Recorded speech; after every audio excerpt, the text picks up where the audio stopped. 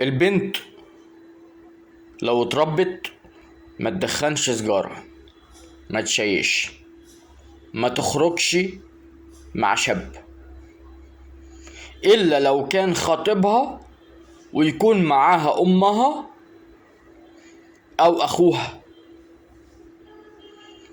حتى مع خطيبها ما تخرجش لوحدها معاه الا اذا كان متأكدين فعلا انه ذو خلق وذو دين، غير كده لا. انما النهاردة البنات هم اللي بينزلوا الشارع عشان لا مؤاخذة يشقطوا الشباب،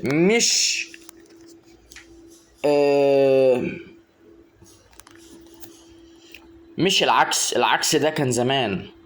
النهاردة البنات هم اللي بيعملوا كل المحاولات عشان خاطر يلفتوا نظر الشباب، سواء التدخين او اي شيء اخر، محجبات او غير محجبات، بغض النظر عن الديانة.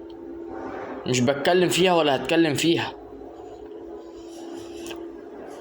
المسيحية في مسيحيين كتير جدا جدا جدا جدا جدا جدا جدا محترمين، ذوق واخلاق وتدين.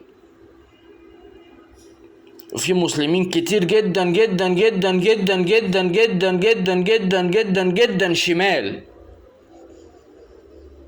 وقال ايه، لابسين حجاب ومحزق وكعب عالي او من غير كعب عالي عادي يعني. والحجاب او الاشارب اللي هو اشارب مش حجاب، او سكارف الشعر باين منه، او حتى شعرايه واحده باينه منه، ماشي، ومفاتنها كلها باينه، وضحكتها بلبونه،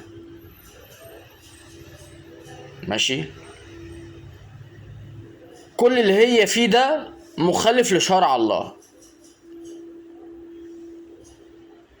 واستحالة تقولولي واحدة زي دي على خلق وتدين، استحالة. ازاي تبقى انتي بتخالفي شرع الله في كل شيء بما فيهم حياتك، وبنت ناس وعلى تدين، بأي عقل بأي منطق؟